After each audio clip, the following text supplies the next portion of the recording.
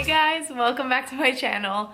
I'm gonna do something today that I didn't think I would ever do because I didn't want to like expose the secrets of like my job and all the behind the scenes stuff, but I feel like enough time has passed. I'm not as like attached to the memories of it and I'm ready to let you all know about them. And also I had a hard time remembering any crazy guest stories until I just sat down and was like, think.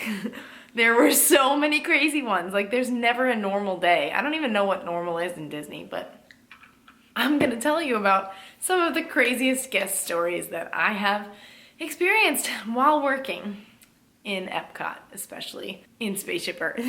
And Spaceship Earth is going to be closing on May 26th for about like 2 years probably to be refurbished, and it's gonna be completely different from how I remember it from working there, and that's so sad because I just wish it would stay the same so that I could always go back and see it. But there's a reason why it needs to change.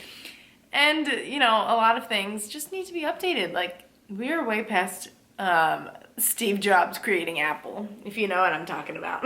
So I'm actually excited for that, but I have to go back to Disney World before it closes because I will cry if I can't see it again. I didn't think it'd be that soon that I wouldn't see it the same again, but that's another story. So I have 7 stories, and they're not like crazy long. I'm sure this video won't be that long. But I have 7 pretty crazy stories from Epcot. So from Spaceship Earth and also from doing park clearing shifts, which is when we clear the park at night. I'll tell you all about that. So the first one is something that drove me nuts literally every single day. Please like this video if you've ever ridden Spaceship Earth in Epcot, because you will know exactly what the ride vehicles look like. Those are called time machines, and they have sliding doors that close automatically. So when we see you in your car, we say, all right, you 2 first row, you 2 back row, whatever. And then you sit, everyone would try and pull the doors, which are extremely heavy if you try to pull them by itself. Like you need a lot of force to close that. People were trying to just go to the very edge of the door and pull it closed, when part of my job was saying, 2 in the front, 2 in the back, doors close automatically. Like the amount of times I said that. They hear me say it, and then they close it. And I'm like, doors close automatically. Because eventually, once you get to a certain point in the track, they do close. And they close pretty fast, depending on which car you're in. Some of them, it's like, so it's scary. But some of them, it's like nice, slow, and then it closes. Many people would not listen to this rule. They would have their hand like, oh, like, how do I close this? How do I close it? And then it would close and they would get scared because their finger would almost get caught. Many times, people's fingers did get caught. One time, this like 3-year-old girl was like playing around near the door when we tell parents to, you know, keep their children on their laps, hands, arms, legs, feet inside the vehicle. No, this little girl, I guess her hand was in the wrong place at the wrong time. And she got her finger stuck. And we had to shut the ride down. I didn't get there at that time. My shift was after this. But firefighters had to come in and literally saw the door off so that her hand can be freed from the door of the ride. It's so bad. And that's sad because, you know, she's little and maybe her parents weren't paying attention, or they didn't hear like the 3,000 announcements about the automatic doors. But like that was a sad one. But the other side of this is that there are people who do know it. They hear it on the announcements, they hear you say it, but they're deciding to be just like lovely people and just pretend to like make you extremely nervous as a cast member whose job it is to keep them safe. So they'll stick their foot out of the door and be like, oh, what's gonna happen? And you're trying to keep your composure, but you really wanna be like, sir, put your foot in the effing door. Put your foot back in the door. Because those jerks, those rude guests would get their foot stuck and then they'd yell at you. And I'm like, if you're gonna play with your foot in and out of the door, or like the same thing with people's hands. Another time some guy was like, oh, I'm gonna put my head in the door. I'm like, why? Why would you want to give me a heart attack at my place of work where I could get fired in 3 seconds if that happens on my watch? So like literally the nerve of people who would stick their extremities, heads, out the doors of Spaceship Earth's time machines. Every single time I would have a mini heart attack because I knew exactly the point where they were getting there, and I had my little, so we have like a little remote that we carry on our belts at all times when we're on the floor, and we need to either ride park it, which is the safer option, or we could just press the emergency stop, which just like sets off the alarm, everything's insane. So I was always like, my hand was on my button ready to stop the ride because these jerks were just playing around in a very safety critical area. So if you're doing the Disney College program or working in Disney World and your role is attractions, just be careful if you have a ride with vehicles whose doors close automatically, because people will do things like that all the time. And it has just become my new pet peeve. And I will always be. Like every time I go back to Disney, I'll just watch people at the attractions being like, how do you close this? Does this close? Yeah, it closes. Yeah. Moving on to the next story. This is actually really fun because I didn't remember how passionate I was about these subjects. I just had to deal with them. Another time in Spaceship Earth, never a dull moment, there was this fully grown man who was terrified of drops in a ride, or I guess a roller coaster. But Spaceship Earth does not have any drops. It is a very slow moving train ride inside the Epcot ball. Slow moving, takes you through time. There is not a drop. There is the point where you turn backwards and you go down a hill extremely slow, nothing insane. So we do tell people that. And this man and his family, or I guess maybe he was with like his wife or something, they stepped onto the turntable, which means they had to get in their car ASAP, or else they were just gonna end up on the other side again. He was like, are you sure there's no drops or whatever? Like, they told me outside we have to rotate backwards, like I'm so scared. And I was like, nope, but it's very, very slow the whole time. Never any sudden movements, never any drops. And he was like getting in and he was like still so nervous, and like the doors were closing, and you know the part of Spaceship Earth where you actually start to go like into the, time travel part, and you're going up the hill and you take your little picture. This man is in his car, doors are closed, everything, going halfway up the hill. He starts climbing out of the car, like one leg and then the other leg, and of course all the alarms go off, and I'm like, you can't do that. Like, I get it, maybe he was about to have like a panic attack, he was feeling unsafe. I guess he just, did what he had to do in that moment, but like for us, that meant that we had to literally run an intrusion, even though we saw it where he stepped on the intrusion mats and it set off the alarm. So literally anytime something hits the side of the ride, or if someone tries to get out, the ride will stop and the alarm will go off, because it's not safe if someone's like halfway in a car or something like that. So like literally this man was just like on the verge of tears. He was like, I'm so sorry, I just have to get out. And his wife was like, I'm so sorry. And of course, this is when I am load 3, which is the most important position. You're in charge of the entire ride console. I don't know if you guys ever look at like the middle of Spaceship Earth, but it has like the giant, big, bulky machine with all the buttons.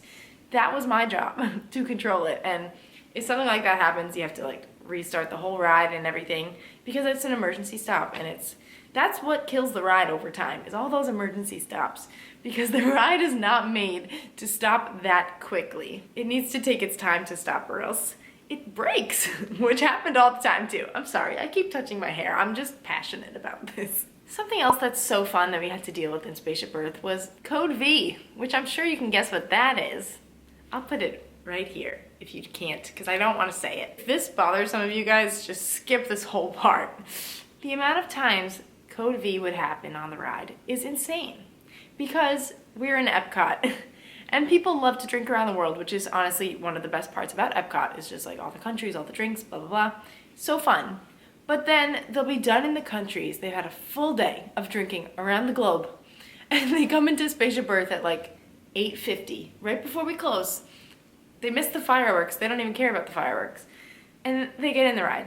The amount of times someone threw up in a ride in the last 10 minutes of being open is crazy. Like, we would just smell it. We just knew it. It was coming around the corner. We were like, oh my God. That would happen so often. People would pass out in the back of a time machine, like literally sprawled out. I don't know how they even did that.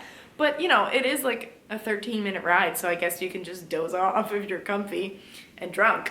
We would literally have to shake people awake if they were out of their mind drunk at the end of the night and riding Spaceship Earth. And the worst part is that we have to stop the ride, call the custodian, wait for them to get there, and the poor person on custodial has to just get on their hands and knees and clean the vehicle, which is horrible. It is literally horrible. Which brings me to another Code V story, which is actually really, really sad. This person was going to Disney to celebrate that they were recovering from some kind of liver cancer or something, and they had this issue where they would just bring up bile from their liver, and it happened all the time. They were hoping it wouldn't happen while they were on the ride, but we get to the end of the ride where they're about to get out, and this woman's not getting out of her car, and I didn't even notice what was happening, and I was like, oh, you guys have to step out. I'm sorry, like, the ride's gonna keep moving. You gotta get out right here. Then I had to stop the ride because they were getting to the point where the doors were gonna close again. But this poor woman, like, for 10 minutes straight was just Code Ving everywhere. In the car, but still, like, we had to stop the ride, and the poor people in front of them and behind them whose doors didn't open yet had to wait and listen. And I had to listen because I couldn't leave my post, but like, oh boy. On a happier note, one night this couple actually got engaged on Spaceship Earth. So we let them be like the last ones to ride, and we waited a bunch of cars to let them be like kind of by themselves.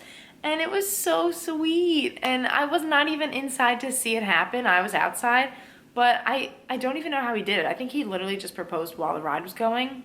I don't know the details of it, but I just thought that was really fun because I only saw like 2 engagements when I was in Disney. One of them was when I wasn't even working. But like, come on, people, step up your game. Propose in Disney more. It's gotta be like an everyday occurrence. Like, I would just want to see it. Just want to see the love all the time. Literally all the time. So that was a nice little story. Oh man, you guys, something else that was honestly one of the most annoying things, especially just because like I'm a human being and don't have a good day every day, is that people have very high expectations when they go to Disney on a vacation. Obviously, we all do. We all did when we were growing up too. Like, you just expect everyone to be like the happiest people ever. So many people, and really it was just one specific group of people, which is like old white men, would see me, you know, like I was there, maybe it was like my 6th hour of work and I was just walking on the turntable and I've already been there for an hour, and maybe I just like stopped smiling for a second or just had, you know, a neutral face, and they were like, you gotta smile, sweetheart, like where's that smile, you're in Disney. I'm like, you think that's gonna make me want to smile back to you? No. Like, oh gosh, you have to hold back so much. You have to bite your tongue at the comments people have, like, oh, you're in Disney, you should be happy. I'm like, this is work. Yes, it's Disney, but at the end of the day, I'm working. I'm doing the same thing every single day. Oh, and by the way, like, we would be walking on the turntable and there'd be like young, dumb kids. And like a group of guys would be like, oh yeah, like I'll meet you after the ride. Or like, you wanna sit here next to me? Like, I got this seat for you. And I'm like, sorry kiddos, you're like 15 years old with all your little buddies on Spaceship Earth in Disney World. Like, what are you doing here? Just don't hit on the workers while you're riding the ride. That's not Disney attitude. Now we're going to move on to Park Clear. So if you are not familiar with this, in Epcot, they didn't have security guards clear the park. They had the attractions cast members clear the park at night, which was honestly the best part of the whole job, and I hope they still do that. So if anyone gets Epcot, then you get to do that. It was so fun. I thought I would hate it, but I took literally all Park Clear shifts by the end of my program because I just love them so much. So what you do is you go and you watch the fireworks show and you make sure everyone knows that the whole rest of the park is closed and like, have a good night, whatever. Everybody leaves.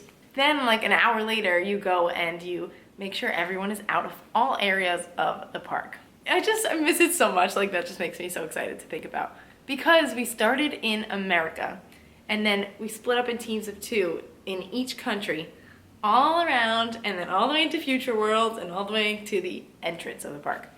Or I guess the exit, since it's the nighttime. The thing that people will do in Disney is, I guess like engineers or like some people who just want to know behind the scenes, but they don't work there, want to find a hiding spot and go into rides when they're closed and go into stores when they're closed and backstage areas when the park is closed.